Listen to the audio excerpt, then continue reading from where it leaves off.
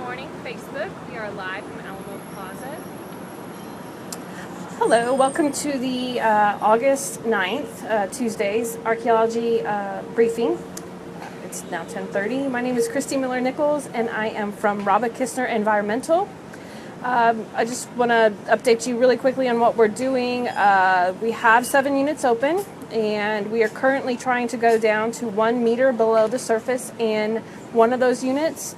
The main goal in that is to kind of chase out to see whether or not we are deep enough to be hitting intact deposits, or if we need to go deeper to maybe find some additional archaeology. The other thing is, in the other 6 units, we are trying to uncover some features that are rocks that have been placed with a caliche slurry, and try to figure out whether or not this might be pertaining to the south wall of the Alamo complex. Currently have 4 other archaeologists out there, and today we have Ashley Jones, Chris Murray, Chris Matthews, and Emily Andujar is my team that we've been going on, and they've been doing great so far. It's really hot inside the area that we're digging, so it gets sweaty.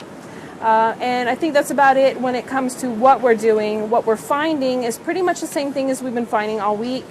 Still encountering that feature that has the stones that have been placed in a trench or a trench-like area that has been held together with a caliche slurry, which is pretty much a mixture of lime, the natural caliche soil that's around here, and some water to create almost a concrete-like binder. Artifact-wise, we're still pretty low on what we're getting, and that's really not a big deal to us at this point, because if we are coming down on architectural features, we're really not going to be hitting artifacts. You're pretty much not going to put your trash inside of a architectural trench.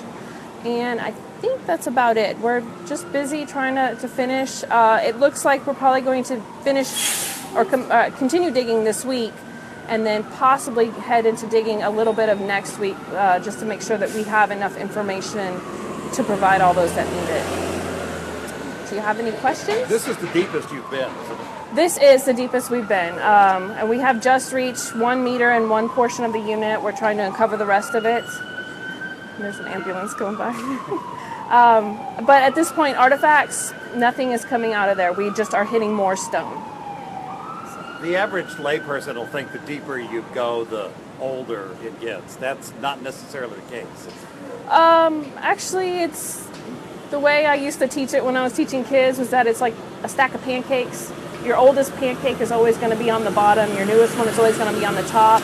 And that's kind of the way the stratigraphy works as well, is that your oldest soils are going to be down on the bottom with the oldest artifacts.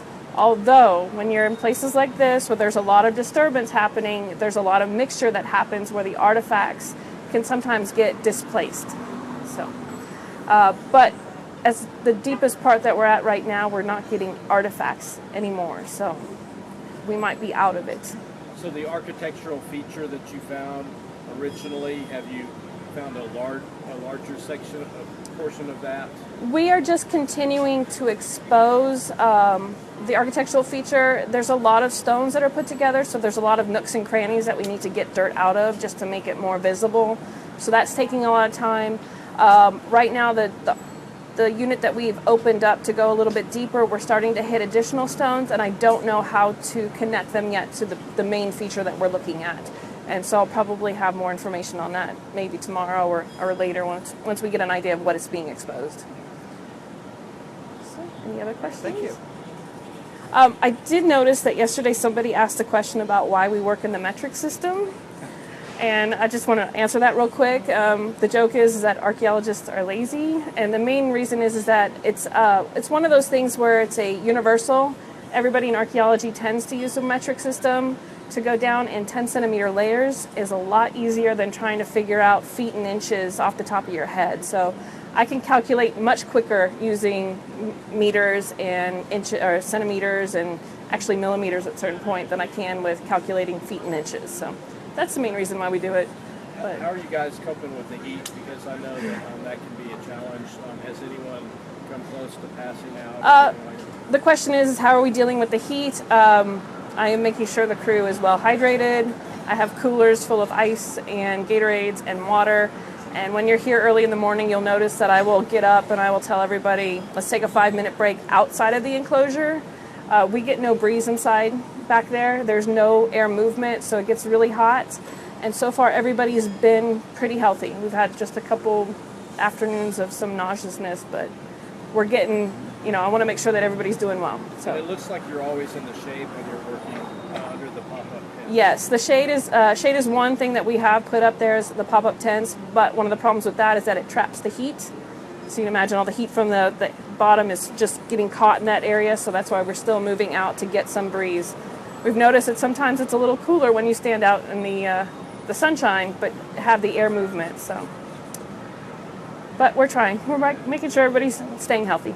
So maybe if you ever come back, you'll want to do it in December. I love working in December. Yeah, I like winter and fall and spring archaeology a lot better than I like the middle of the summer. But we work when we have to. So, all right, I guess that's it. Thank you. All right, Facebook. Thank you.